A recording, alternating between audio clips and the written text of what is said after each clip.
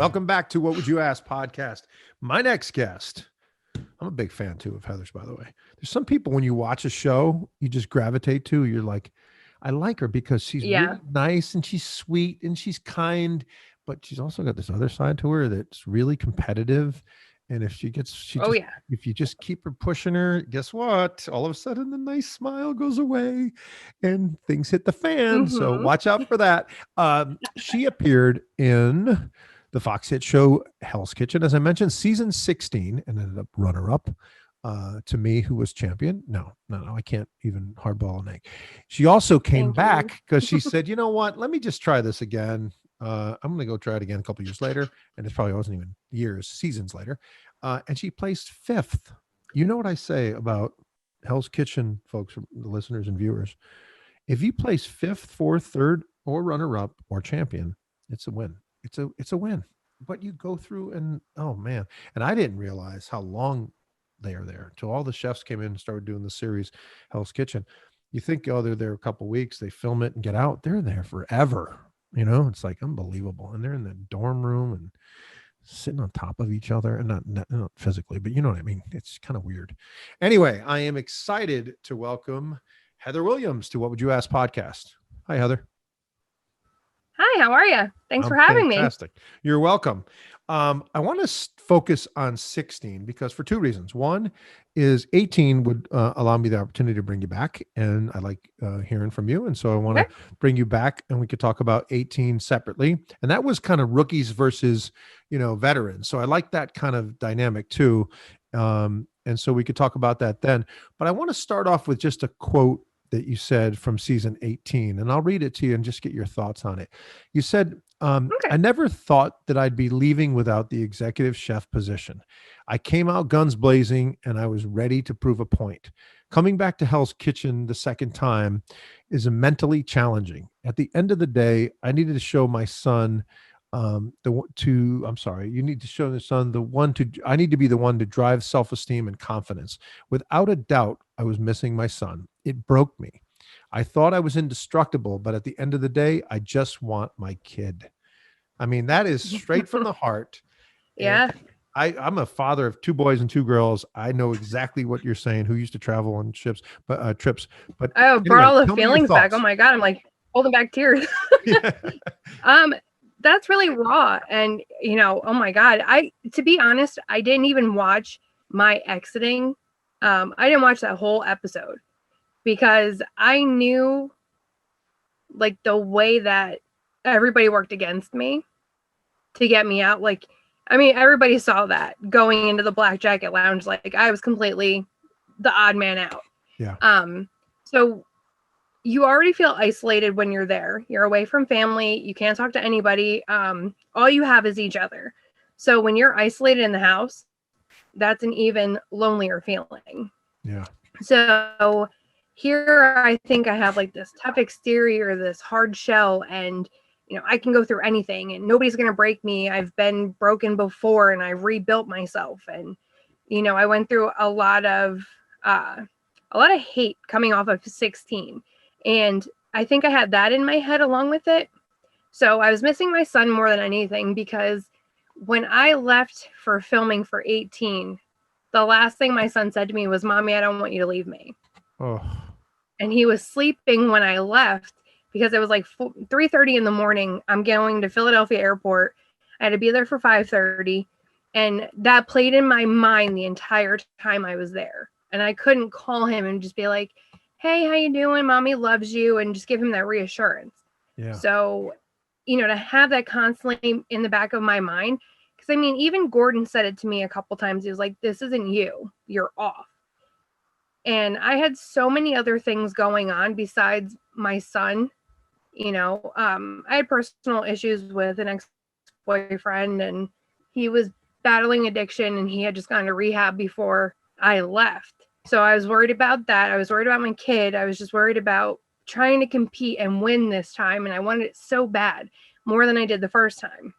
Because it's like you put your hand on the door.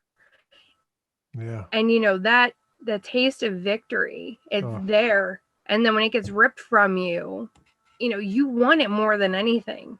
Yeah. And then you get the boot, and I'm just like, oh man.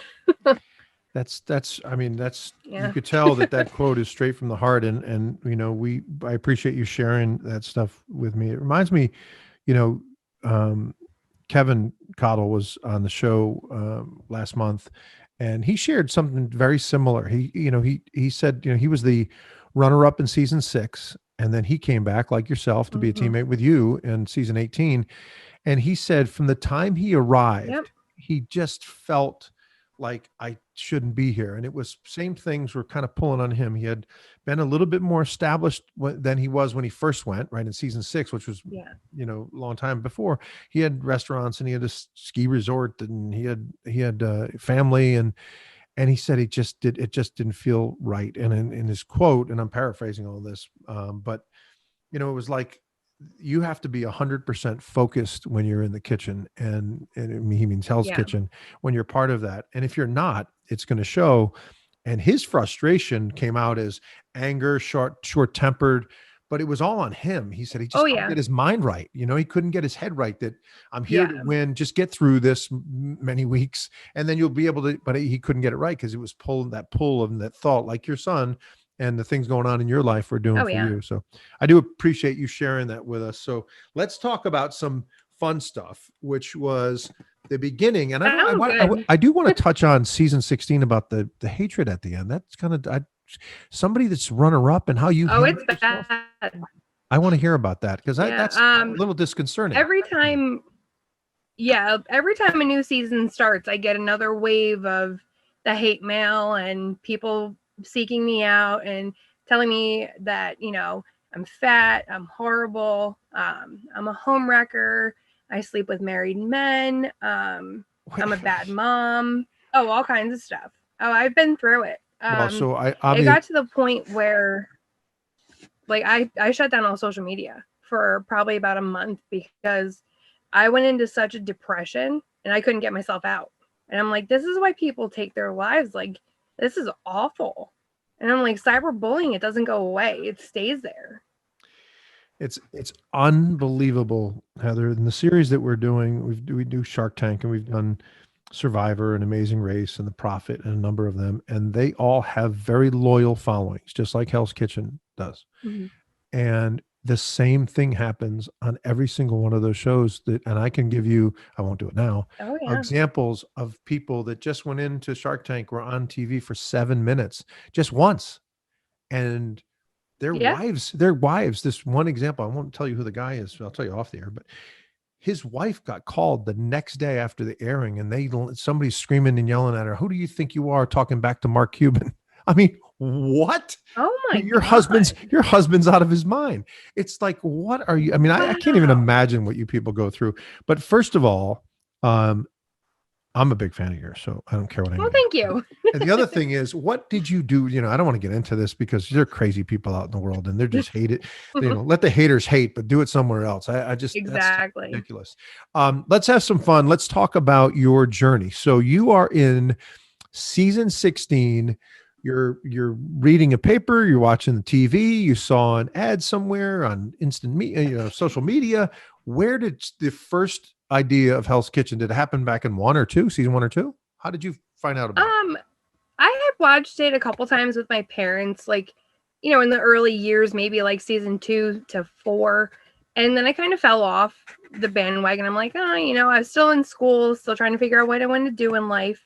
And then it's actually ironic because I was working at Lafayette College at the time. I was a sous chef there, and I was kind of looking for a new job. I wanted something different, needed, a new change of scenery. And I came home and my mom was watching my son at the time. She goes, "Hey, I filled out an application for you." And I said, "Oh, okay. Like, who's hiring? Thanks for looking out for me." And she's like, "Well, it's for Hell's Kitchen." And I'm like, "Are you crazy? Like, he's psychotic. I don't want to go on there with him." And I'll never forget the look on her face when the phone rang and it was a New York number.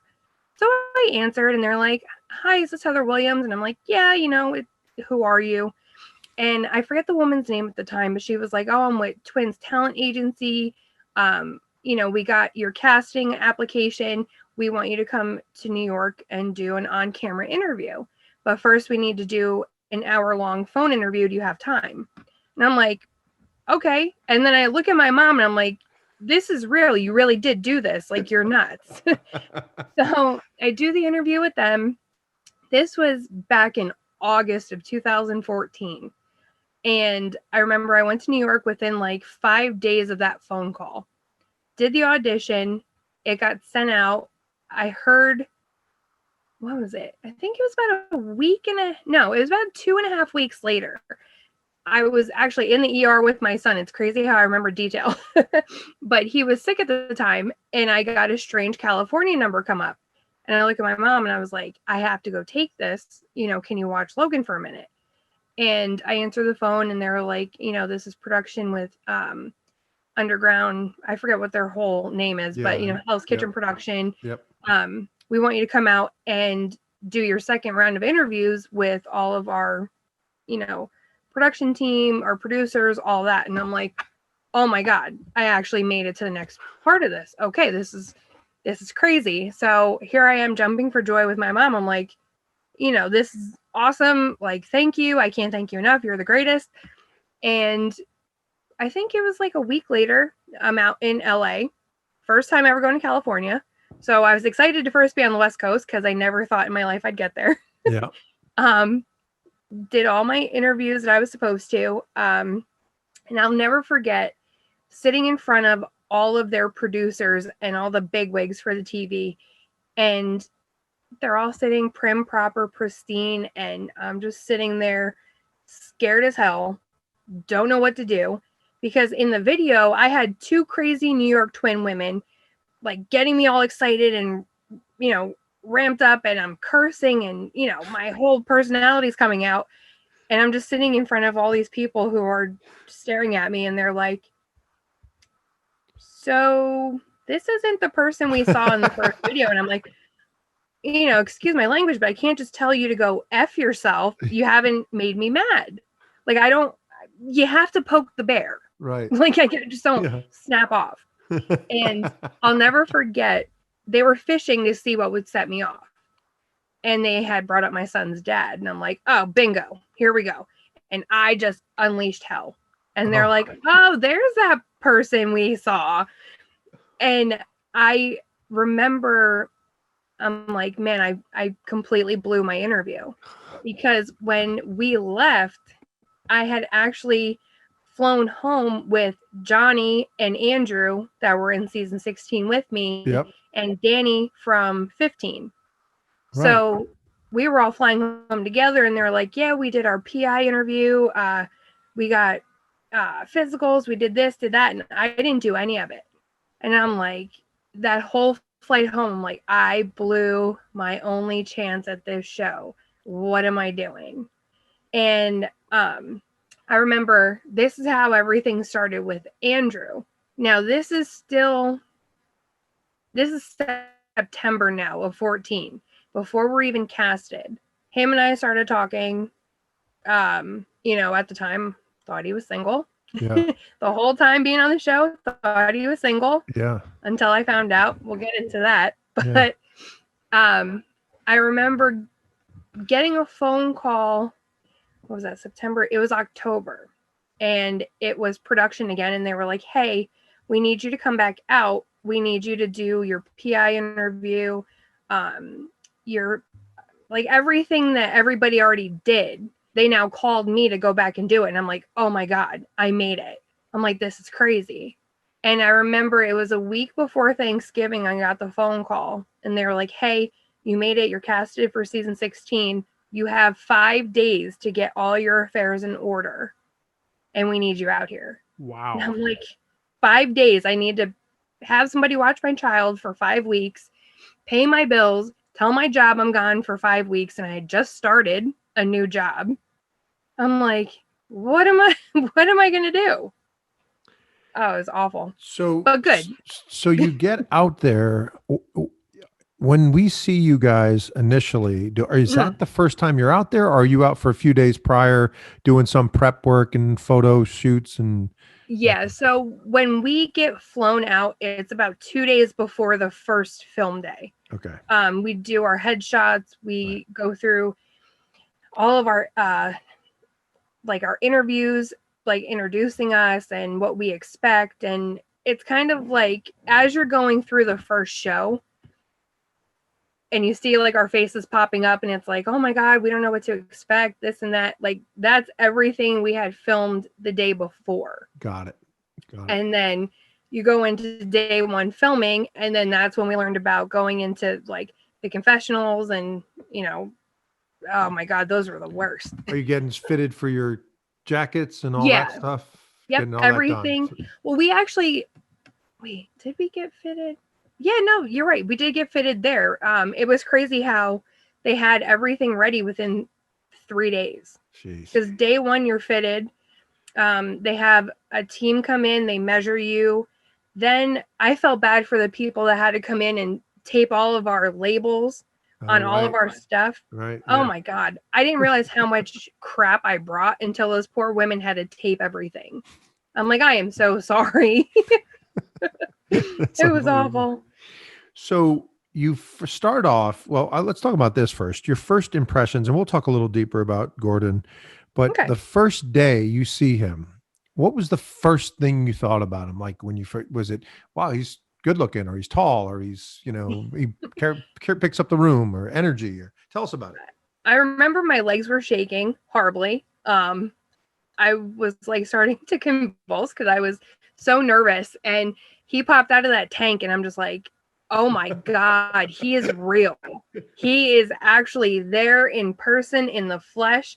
And all I can think is I want to touch his hair because it's so flawless and fabulous. Yeah, right. Which I finally got to do off camera, but I did get to touch his hair and it was very soft.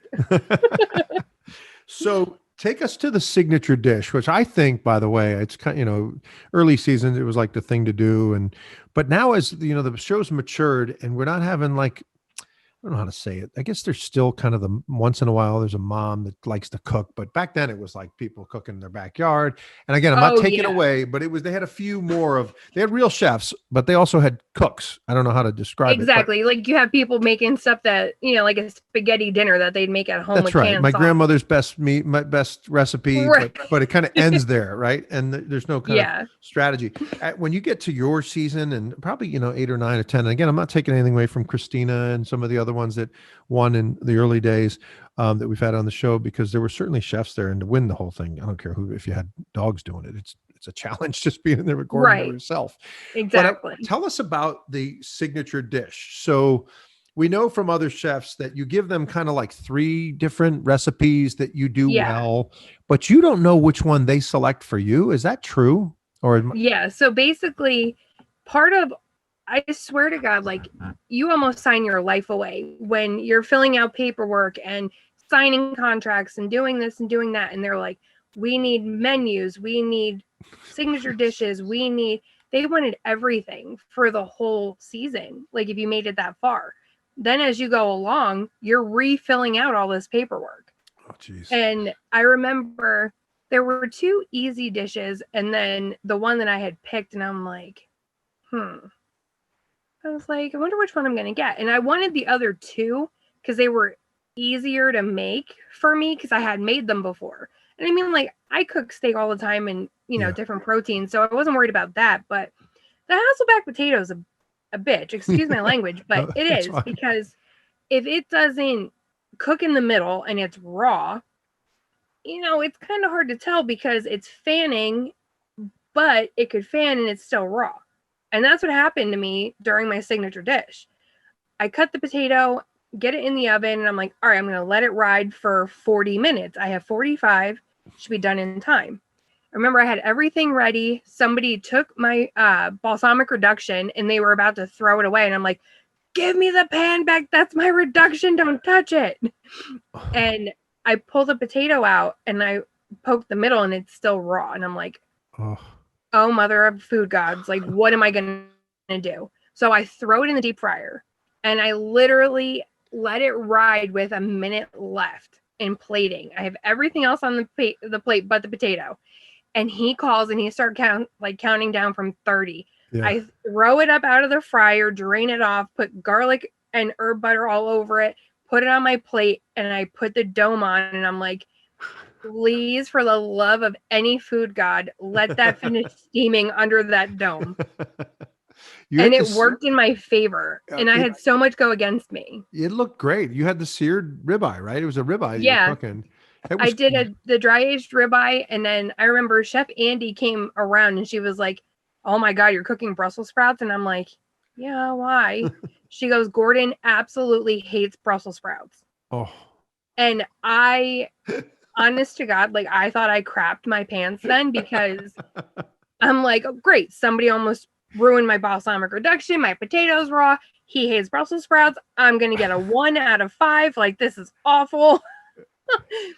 And it worked. And tell everybody what score you got. I got a 5 out of 5. 5 out of 5. And he just looked at you as he was tasting it and like nodded to you like, this is really tasty. It would look good. It tasted good.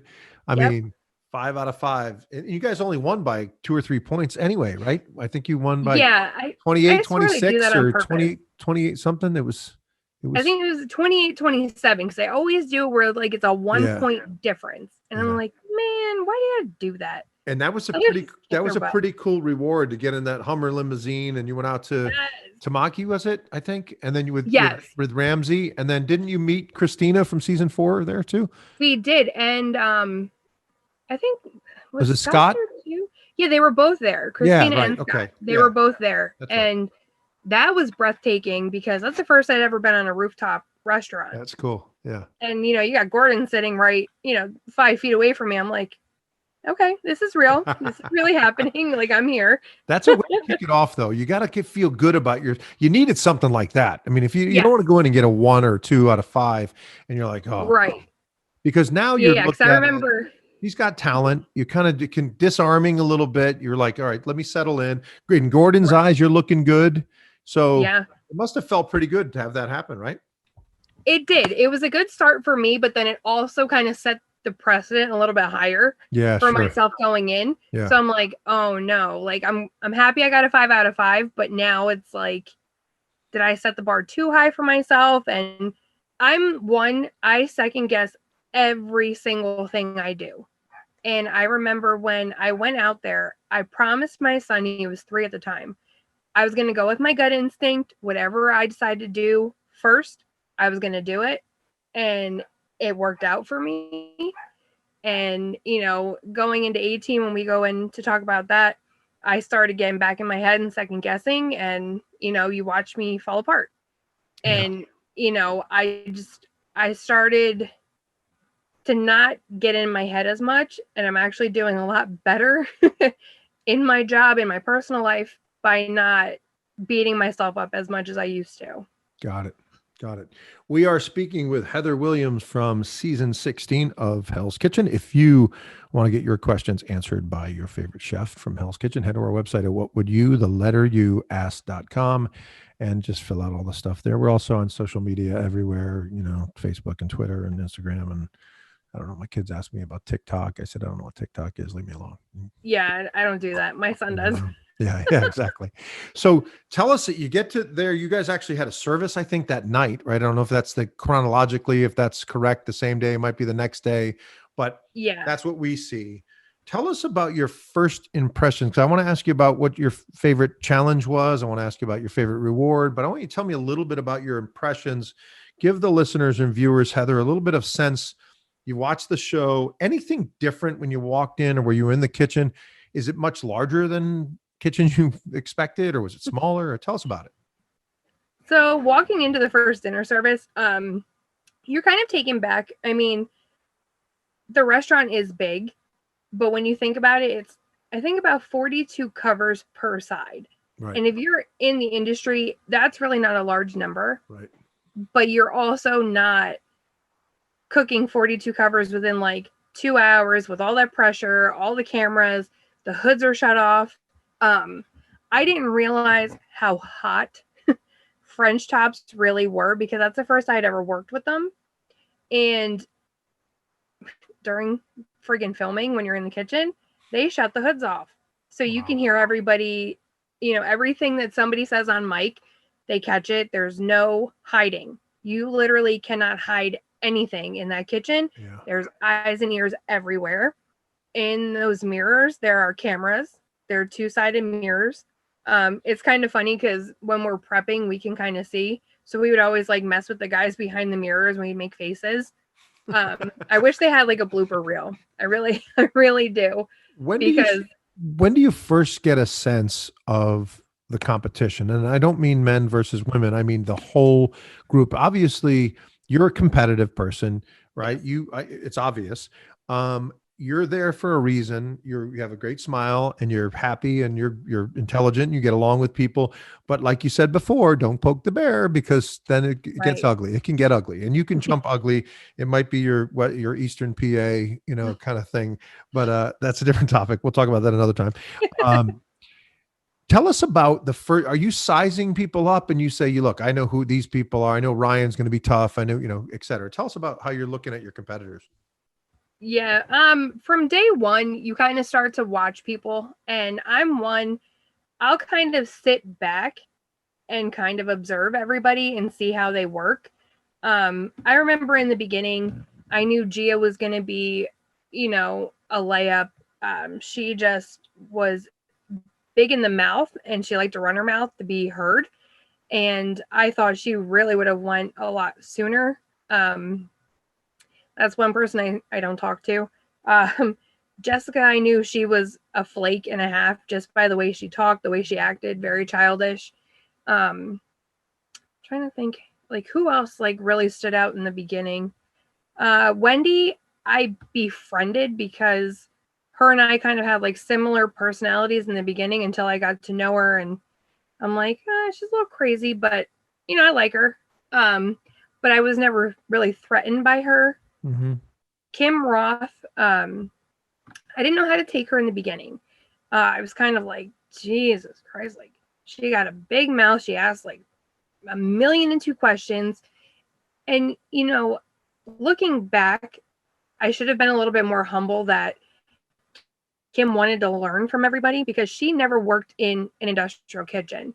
Right. She came from a food truck background. She, cooked at home, but she didn't know what a rondo was, what a China cap was, what a chinois was. So she's asking questions and we're all acting like stuck-up snobs because most of us know what they are. And, looking back, and I even say it in any interview I do, I'm glad I became friends with Kim. I'm glad I picked her for my team because that's one woman, whether she won or lost, like no matter what she learned, I've never watched somebody show her one time and she picked her like leery of her because I'm thinking, damn, she could take this. Because if she's catching on like that quick, that could be trouble for me. And, in the beginning with Ryan, I thought she was very mousy, didn't have a voice. I thought I could walk right over top of her. Heidi, I knew was going to be competition. She was very strong, very confident. Mm-hmm. And I love that about her because it was funny from like day one, when we started becoming friends and talking, we always said it would be like, we called ourselves a double H threat. We still like hashtag it to each other all the time. And I thought it would come down to her and I. And then when it got to, the top three, I'm like, holy crap, like it's going to come down to me and Heidi. Yeah. How about the guy side? Did you have a couple of guys that you looked at and said, whoever, fill in the blank, who was the guys from the guy side? At the time, because I had like the whole stupid idiotic crush thing going on, like I had confidence in Andrew. Yep. I had confidence in Paulie. Mm-hmm. Johnny was a space cadet that worked at a burger place. Wasn't worried about him. Devin he was very quiet and very reserved. And so was Gennaro. Like they were two of a kind with personality wise until I got to know Coop. And then I'm trying to think. Not Andrew. What the hell? What the hell did we call? We always called him Shorts. What the hell is his name? I don't know. The kid that always wore the glasses with. Oh my Pat? God! Why am I No, not getting? not Pat. That's guy went first. No. No, Oh my God. Johnny. Aaron. Oh, There we go. okay. I knew it was another A. Aaron. Yeah. We always called him Shorts because they wore Marlin shorts all the time. Okay. But I knew he was in competition. Pat had a big bark, no bite. And he was from my neck of the woods, stomping grounds in Jersey. Mm-hmm. And I'm just like, I'm not worried about you. You're just a loudmouth. Know it all. I'll skim right past you. That's funny. So good assessments there. Tell us your favorite and least favorite challenge that you guys went through, if you remember. My favorite one, it would have to be the one where we're sitting there playing poker with Ramsey and we're like picking our ingredients with the cards. Yeah. One, because I dominated and I got to go to Vegas. Yep. That's true. I loved that one. I loved the reward. The Playboy Mansion was very good too. Yep. That's a hard toss up between what was the better one. My least favorite was fish delivery day when we had to drink those fish gut milkshakes. Every time that comes up, I can't watch it. I have to fast forward or not look at the TV because I get the same feeling in my stomach. And owning a Vitamix, I try not to blend anything to that consistency because it makes me gag. It instantly has me gag because I think of the fish guts. And yes, that was real. That was all the fish guts that we cleaned out and scallops and shrimp and I don't know what else Andy put into that friggin' milkshake, but it was god awful. And I could have killed Shayna finding out she had the chocolate milkshake, gagging like it was actually fish gut. Jeez. Unbelievable. I actually had Andy, sous chef Andy on, and that topic came up because it's, they use that I love her. Fish shake. and I said to her, I know. She said on the show that there are some contestants, and I'm sure you're one of them, that she really feels bad for during that. And she said there's others not so much that because I guess she's there when I mean, if you truly, it's like if you are trying and you're being a team player, she's really, really humble to get along with. Yeah. But when she knows that you're a bullshitter and that you are not trying, like Gia, she wanted nothing to do with the shake, didn't want to do it. Right. Poor Wendy, that poor girl, every sip she takes, she threw up next to me. I had her puking next to me. I had Aziza throwing up across from me. I have Kim Roth like slugging it down like it's the best shake in the world. Like she wants another one. Yeah. I mean, she was, I think, the first one to finish. And I'm like, dear Lord. She was. Yeah, that was. I tried to gulp it to get it to go down, but it was so thick that every time I tried to take the second gulp, it just came right back. And I'm like, no, I am not throwing this up because it's going to be worse. And one of my favorite challenges was the taste test. And you crushed the taste test. You did. You were 3 out of 4. I mean, who does that? And the other thing, well, obviously you, but who, it's amazing. And the other thing is from the chefs that we've talked to, sometimes they do different things prior. I forgot who was telling me. Oh, it was Brian Morrell told me that before they went to the taste test, they had Joey Chestnut in for, what do you call it? Chicken. What is chicken on the bone that you get from the thing? What the heck? Oh my God. Chicken, you know what I'm talking about? KFC? No, like an appetizer. You order chicken wings, for God's sake. Chicken wings. They were a number of chicken wings you can eat. So there's like 5 of them against the champion, the guy that's oh my God. Joey Chestnut eats like, 5 million. They're eating against him. But as soon as they were done with that, there's like a 5-minute break and they went to the taste test. He said, my mouth was burning still of stuff. And oh my God. That would have to, that's awful. See, us, because they changed the consistency, it was in baby food. Oh, really? It was all pureed food. So, it takes away the whole texture aspect. Yeah. So you don't know what it is. It's all mush. That's right. And then, I could talk about it on 18, but that was in the form of gelato. and it was all, you know what I mean? Like, so it's all ice cream flavor and texture, but it's, you know, all the different flavor profile. Jeez. It's crazy. Did you know that you won the most services out of any chef who's ever been on Hell's Kitchen? No, I didn't know that. You won 8 in season 16 and you won 6 in season 18, which makes 14 wins of service. And no one's in the history of the show has ever done that. Oh my God, that's great. I didn't know that. You're like the Hall of Fame of it. I mean, that's just... Yay, I did something. Tell those rotten people that are writing you to take that and... I went the whole way without being nominated in elimination. Yes. Never got nominated in 16. Neither did Ryan, nope. I don't think. I'm just sharing the credit. All three of us, Heidi, Ryan, and myself, none of us three were nominated. That's interesting. And by the way, you said to her she was kind of a, I don't know what adjective you used, but she did not, early episodes 1 through 3 or 4, was not my pick. I mean, to win this. Who, Ryan? Yeah, not at all. She was very mousy, very quiet. Very much. She pissed and moaned a lot. Yes. I didn't think I always called her bitch face. So every time I was around her, I'm like, hey, bitch face, what are you doing? And I wish they would have shown it when it was just us two in the house, because I was like, finally I could take a shower, not have to wait in line. I could pee, not have to wait in line. And I'm like, bitch face, what are you doing? I grew to love her. Before we and we'll talk about Ryan at the end, I want to first talk about 2 things. One is I do want to touch on the Andrew situation.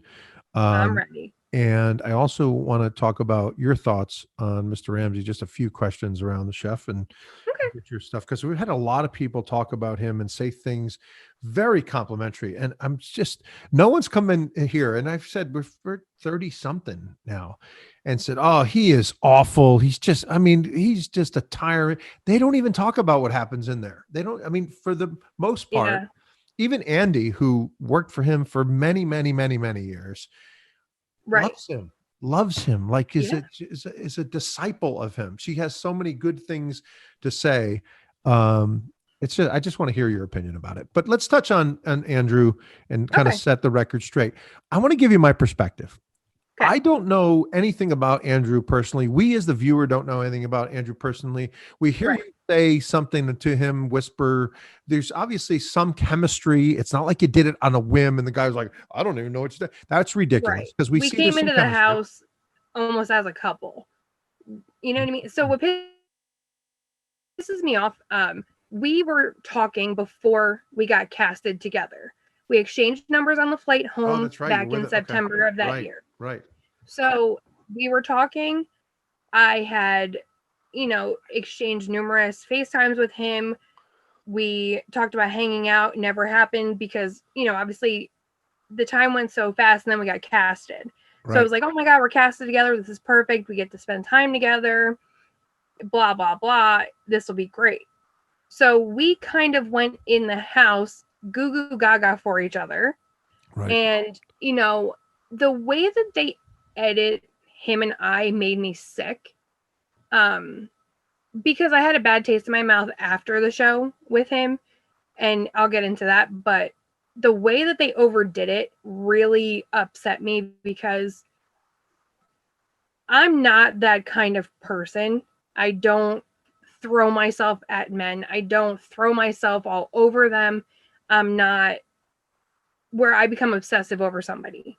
That's not me. That's not who I am. If I'm in a relationship, it's like a 50-50. I'm not going to blow you up. I'm not going to be all over you.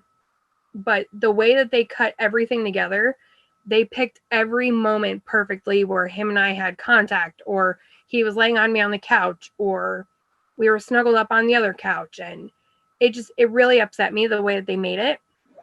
And I had no idea at all that he was engaged while we were on the show. I had no idea. And I put that on my life, my kids' life. Like, I had no idea at all. You didn't know on the plane. You didn't know when you first met him. You didn't know nothing. The correspondence. I knew. Just want to be clear for you. I knew that he was a single father and I was a single mother. Right. That's what I knew. So when we're in the house, like, we have to be offset for 24 hours. It's California state law. You can't work more than 6 days a week. So they had to take us offset for 24 hours and put us up in a hotel. While we're there, we're not allowed to talk to each other, speak to each other, whatever. But obviously, like, we see each other on the van rides there and back. So he had both car rides, the perfect opportunity to tell me, never did. We get back to the house. We're back on mic, back on camera. We're sitting outside. And he's like, I need to tell you something. Well, my whole aura is starting to change. I'm now getting red in the face. I'm getting pissed off because I know it's not good. And I'm like, oh, let me guess, you have another kid coming. Like, you're married. Like, what is it? And Heidi looked at him and she's like, you need to tell her. And I'm like, you know? And you and I, we're already befriended at this point. Like, I trusted Heidi with a lot. And he looked at me and he is like, I'm engaged. I swear to you, like, if he wasn't laying on me, I probably would have went home because I was going to punch him in the face. I stood up, I flipped the table outside, and then production called me into confession because, you know, we got to get the ratings. We have to get you all pissed off and in the moment. And they're like trying to get me to talk. And at this point, like, when you're in those rooms, you connect with certain people through the speaker. We call it the black box. And I remember I connected with this guy, Jordan, who was a production assistant, or he was higher up in it, but I confided in him. He was like my confidant. And I'm like, it's 1:00 in the morning. I'm not talking to any of you. I want to go to bed. I'm not speaking to anybody unless it's Jordan. And I remember they called him at home and got him to come in to try to get my reaction because I wouldn't speak to anybody. I was that hurt. I'm like, I had a lot of choice F-bombs and MF bombs and all kinds of stuff. And I'm like, you guys knew, you put me in this situation. You made it something it's not. You knew he was engaged. Like, I flipped out. I thought I was going home that night because I wanted to physically harm him. Like, I wanted to punch him. And they separated us for the night. And the next day, it's family day. Oh, wow. And I'm like, how ironic that this man tells me about his fiance right before the families come out. So I'm more concerned about my child being there. That's all I care about. And like, that episode gets me every time. Like, I still can't watch it without crying. But what also gets me is they don't show me finding out about Andrew's fiance and me freaking out. They show me looking at Heidi going, awkward. Yeah. Right. So that's where I became the home wrecking whore and the slut. And I've been called every other name. I actually had people tweet a boss of mine at the time telling her to hide her husband because I'm going to try to sleep with him. What the heck? I mean, oh yeah, I was so embarrassed. And I remember looking at my dad during that episode and I just cried. Because I'm like, you know, that's not who I am as a person. And it still bothers me. Yeah. But unbelievable. It's unbelievable what happens that we don't see, and how you can simply, through editing and cutting tape, you can turn someone's false into truth. It's just and the more you try to defend yourself, the more they come after you. Of course. And you like, said that every new season they seek you out. I mean, people actually think, Hell's Kitchen's coming back on. I got to go talk to Heather first. I just got a couple on Instagram. Somebody put me on their story and it was like, can't burn, sucks at cooking. And it was my picture from 16. And I'm like, first of all, I came back to 18. You're on 19. Leave me alone. Yeah. That's unbelievable. I mean, it's just unbelievable. Let's talk about someone that you have some different. Oh, you did want to touch on something you said that after happened with you and Andrew as you left the show. You said I'll get to it. I just want to make sure the book. Yeah. So, I mean, like, after the whole thing, and of course, like, I picked him first for my team. Yep. The bad part was, like, during our downtime, the minimal that we had, we always talked about who we would pick for teams and stuff like that. And Heidi was my number one leading up to the final 3 when her and Ryan tag teamed me and she turned on me. And deep down in my gut, I felt that she would have sabotaged me for Ryan because they were inseparable the entire season. So that's what kind of let me drive the train to Andrew, because he was the second strongest. And as much as I hated him at the time for what he did to me, I needed somebody in my corner that I knew he owed me one. Like, and I knew that he would have done anything he could to try to make it up to me. And what they didn't show is after I had picked him, after everybody went to bed, it was like 3:30 in the morning. And him and I were sitting there going over my entire menu, front to back, in and out. And he wanted to know it the way I did. So, like, I respected him for that, but I still hated him at the time. And then when we left the show, obviously, like, I still have a sour taste in my mouth for him. It was a couple months after we got home, and he had called me. And stupid me, I go down to Philly, we hang out, and, you know, he feeds me all the same bull crap, song and dance. He's so sorry. He'll never do it again. So I thought about giving him another chance. Well, then I comb his social media. He has a girlfriend, a new girlfriend. So his engagement broke up in the yes, his engagement ended. So he was single. Yeah. And supposedly seeking me out. So I'm like, all right, well, I'm going to do my homework through social media before I do that. And I'm glad I did, because here he was dating a woman and she was all over his Instagram, and he ended up having a child with her. And I'm like, thank God I dodged that bullet, because if I would have ended up stuck with that man for the rest of my life, I don't know what I would have done. But wow. Yes. Unbelievable.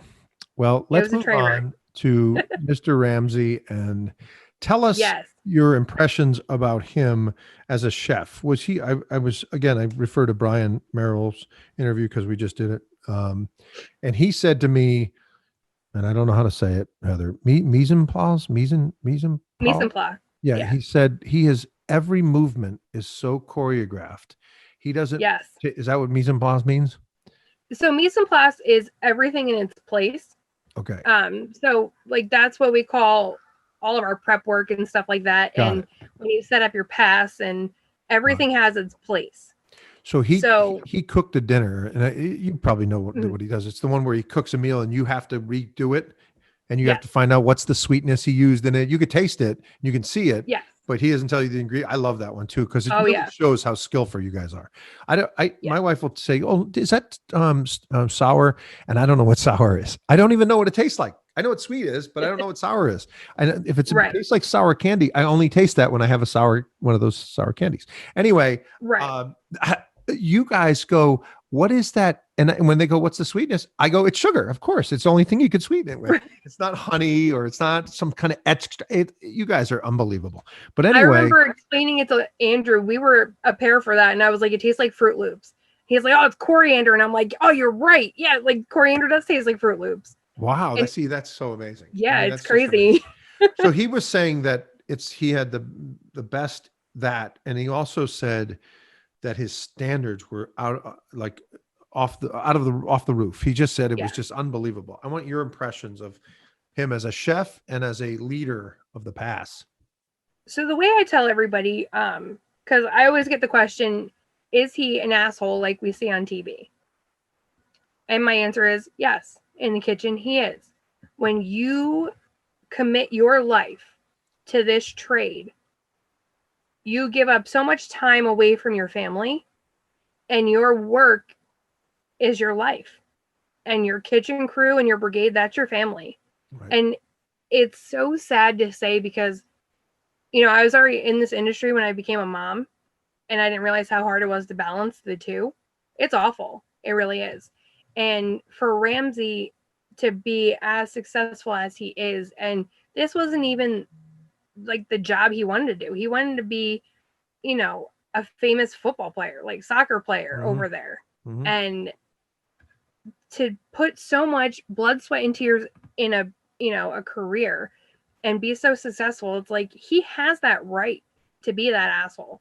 Because when you let people come in, some people don't care. Like they're just there for the 5 minutes of fame, or they just want to be on TV and they just want to say they worked for Gordon for a day. And it's like, this is our livelihoods. And when you mess with that, you become very territorial. And, I can see some of his mannerisms in myself. And I didn't really realize it until I worked with him, and I kind of put my standards up to his, and I'm like, now I get why he's so successful. Because it's like the way that man works is so meticulous and everything is just so thought out. And it's watching him is almost like watching a ballroom dance. Like every step he takes, every move he makes with a spoon and a knife and a spatula, it's like art in the making. And he does it so flawlessly. Because I remember every time he came into the kitchen, I was watching what he did because I wanted to learn it all. I really did. And I remember, like, I didn't understand why he flipped scallops with a spoon, because I always use a fish spatula, and because that's what we were taught in school. And I'm like, why is he using a spoon? And I watched him flip those scallops in like 2 seconds. And I'm like, holy shit, like that, it works. Like, that's awesome. Yeah. And now I use a spoon every time. That's and, so cool. He has standards, and it's like, if you can't meet them, he's moving on without you. And, when Family Day happened and we got to see that side of him, I remember for a long time, my son thought that I could just call him and we can go to his house and have breakfast, because he was so humble with my son. And, excuse me, like, I know he spent a lot of time with everybody else's family and kids when they were there, but I felt like he spent more time with my son. Like, always high-fiving him, playing with his hair, and, he just had a great time with Logan altogether. And he was great with my mom, great with my grandmother.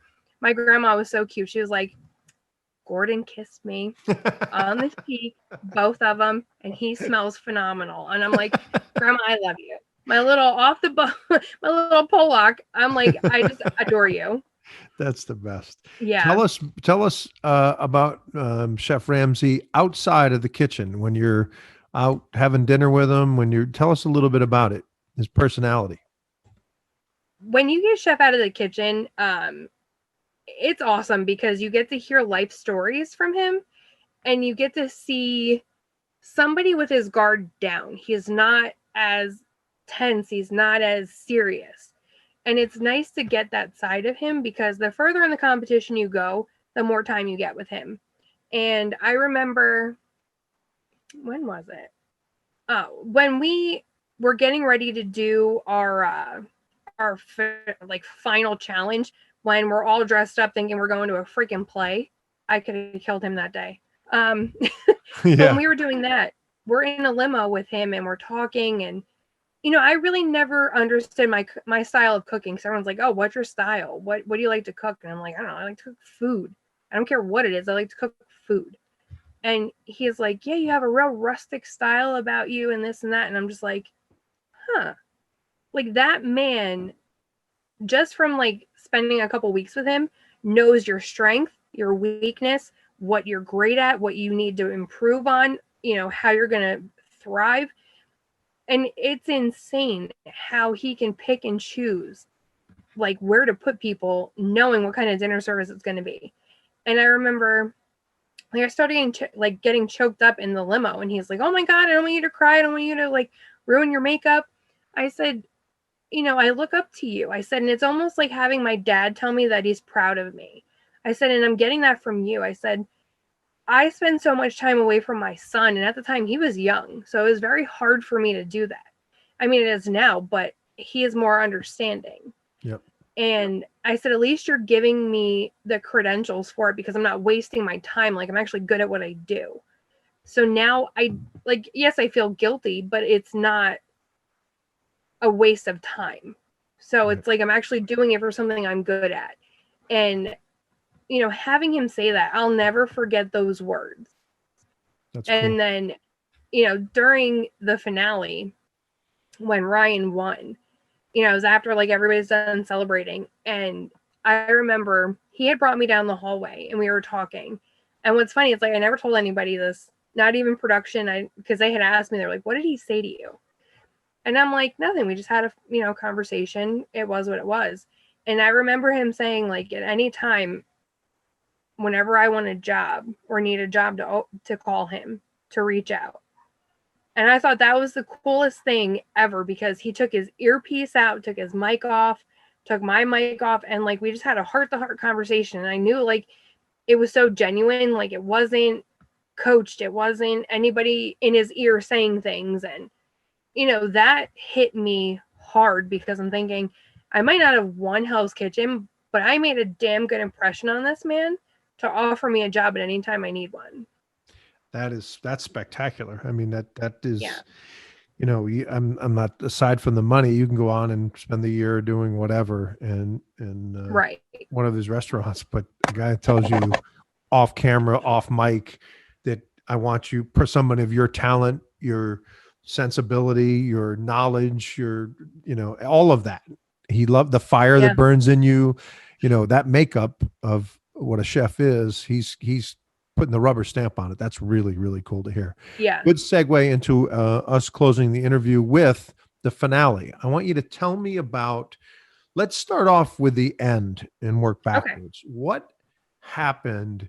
Was it when, just from, again, from a viewer standpoint, I know nothing about cooking. I struggle. I always tell people I could grill. You know, the dads are supposed to say that. I'm great on the grill, and I'm still cutting the hamburger or cheeseburger in half, going in, and then I'll give it to my son, and he'll go, and it'll fall out because it's in half, and I try to make the cheese hold it, and he'll go, Dad, you can't. I mean, come on. Well, I have to teach you the tongue peak. You just put it in a little bit and move it. I know. And I do that, and then I keep peeling it back, and then I go, what the hell? I'll give it to Nick. Anyway, it seemed like from me that you had a few problems in service that really didn't get. I mean, was that why you lost? I don't know how else to say it.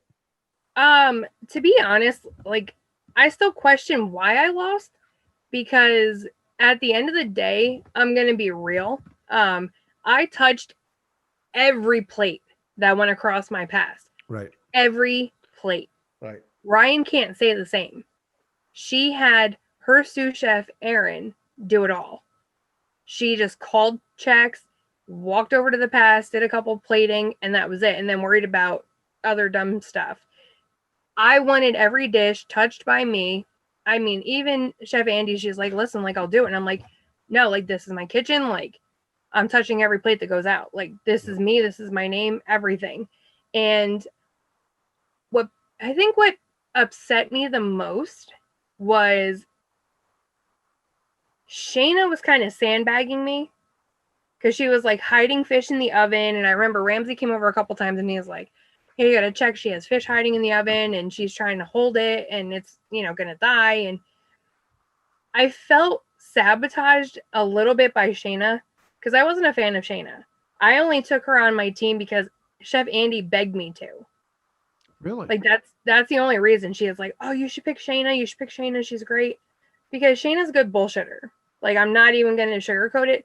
She's a smooth talker. Yeah. She's good at weaseling her way into people's lives. She talks a great game. She can't back it up.